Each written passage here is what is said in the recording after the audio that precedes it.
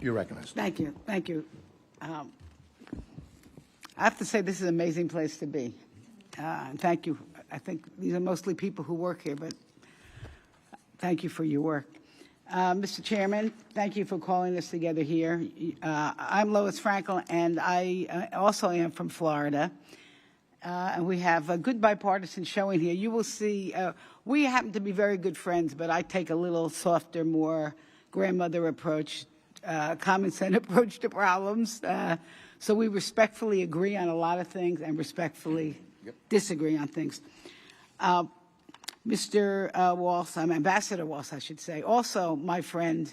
I don't want to embarrass you, or I don't want you to lose your reputation, but we worked very closely in Congress on girls' education. That's how we bonded. On the Women, Peace, and Security Caucus, which we founded together, and I also am very proud of your assignment. And thank you for your hospitality yesterday at the UN. I grew up, I was a orange carton-carrying UNICEF supporter as a kid. I grew up collecting pennies for UNICEF. I lived in New York. I visited the UN many times. So it's really been part of my life history. And to me, it remains a unique forum, one of few places where countries from every region come together to address shared challenges. And Ambassador Walsh, I'm going to quote you. You said, one place in the world where everyone comes together to talk. And while there's always room for improvement, it's important to recognize that the United Nations plays a vital role in advancing global stability and supporting U.S. foreign policy priorities. And we've heard a lot, and I know we'll hear more about reform and accountability, which is essential to ensuring the UN operates effectively and responsibly. But more importantly, for many of us, sustained engagement is what is so important. We are going to be most effective when we lead, working with partners, impacting decisions-making, and reinforcing shared values. The negative rhetoric and reducing financial support may have unintended consequences, and I hope we can actually turn that around into a mission success. And I want to use an example. I got to meet Ambassador Bartow last night. Really, it was a pleasure to meet you and talk to you. He's the ambassador for reform. I think that's right. But one of the things we talked about was combating anti-Israel bias, which really anti-Semitism is just, it's all over. It's horrendous now. And I just want to say that if we walked away from the UN, who is left at the table to change the culture or this anti-bias? And I could give you, I'm sure, hundreds of more examples.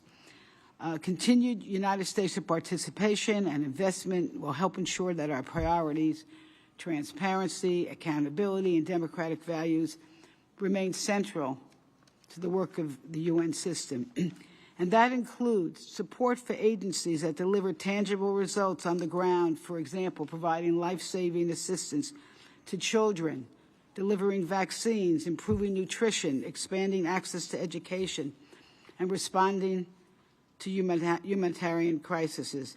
These efforts not only save lives, but they contribute to long-term stability and development that's best in our interests. And I know my colleagues have heard me say this so many times, but I have a son who is a United States Marine veteran who was in 2 wars, Mr. Ambassador, Iraq and Afghanistan. I always start to cry when I think about it. Well, he's home safe, but he's going to be the first one to stand up and talk about how important keeping the rest of the world stable is to have to keep our military away. So we have seen new approaches to engagement with the UN entities, including expanded collaboration and humanitarian coordination with mechanisms such as OCHA. And just wanted to add, I hope education gets to be part of that. I know, I think it may have been left out of early agreements.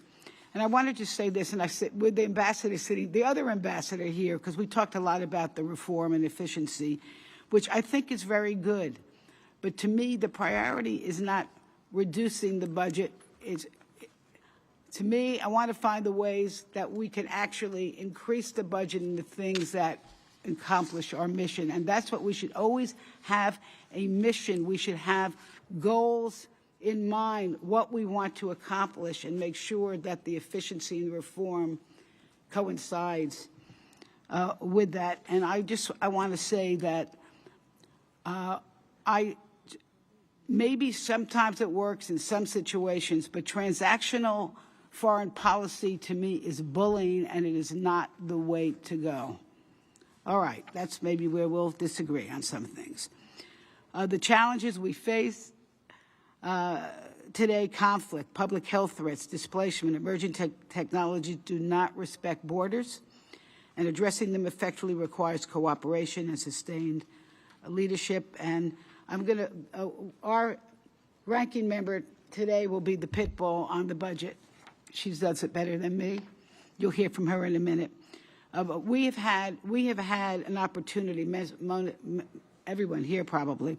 I've met with many UN partners, and I would be remiss if I did not know concerns about cuts to U.S. funding and delays in payments to the United Nations system. It is just wrong.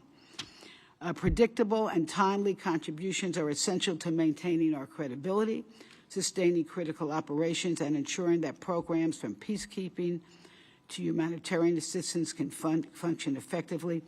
When payments are delayed or reduced, it creates operational challenges, seeds influence to our adversaries, and complicates our ability to advance U.S. priorities. And so, good. As the Trump administration and Mr. Ambassador, as you consider the reforms, it's important to maintain the consistency and reliability that underpin effective leadership. And okay, with that, I'm going to yield. I just ran out of paper. And it's really a pleasure to be here, Mr. Ambassador. Again, I'm wishing you the best on your mission here. And I yield back.